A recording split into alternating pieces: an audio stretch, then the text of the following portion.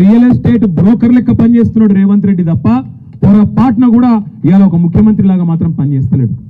6 గ్యారంటీలు ఏమైనా రాబోయ్ అంటే దాని గురించి మాట్లాడాడు. 100 రోజులు అయిపోయింది, 300 రోజులు దాటింది కదా, 100 రోజులు చేస్తా అన్న హామీలు ఏమైనాయి, రుణమాఫీ ఏమైంది, 2500 ఏడవైంది అంటే దాని గురించి చెప్పడు. మాట్లాడితే మూసి అంటాడు లేదా హైడ్రా. చేయాల్సింది మూసి సుందరీకరణ కాదు, మూసి గబ్బంతా ముఖ్యమంత్రి నోట్లే, వాళ్ళ మంత్రుల నోట్లోనే ఉన్నది. మొదలైతే వాళ్ళ నెత్తుల నిండా గబ్బున్నది. దిక్కుమాలిన మాటలు, దిక్కుమాలిన ఇష్టం వచ్చిన రోత ఉట్టించే మాటలు, మామూలు మనుషులు మాట్లాడే మాటలు కూడా కాదు. ఇడిసిపెట్టాం ముఖ్యమంత్రి, నీ గబ్బు మాటలకు, నీ మంత్రుల చెడ్డ మాటలకు చూస్తా ఊరుకున్నాం చాలా రోజులు. 4-5 ఏళ్ళు ఇష్టం వచ్చినట్టు పిచ్చోన్లే కొరినా ఊకున్నాం. కానీ ఇలా బాధ్యతలో ఉన్నావు, ఇక నుంచి వదిలిపెట్టాం.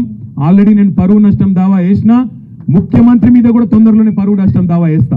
ముఖ్యమంత్రి మీద వేస్తా, నా మీద అడ్డగోలుగా మాట్లాడిన మంత్రి గారిని కూడా ఇడిచిపెట్టా.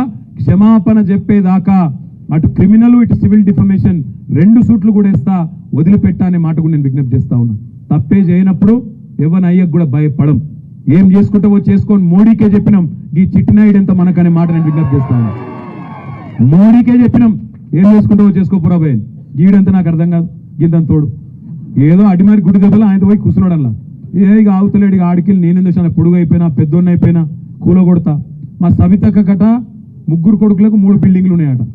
యాడునే చెప్పురా భయ్, మేమే దగ్గరుండి కెమెరాలు పెట్టి మేమే కూల కొడతాం.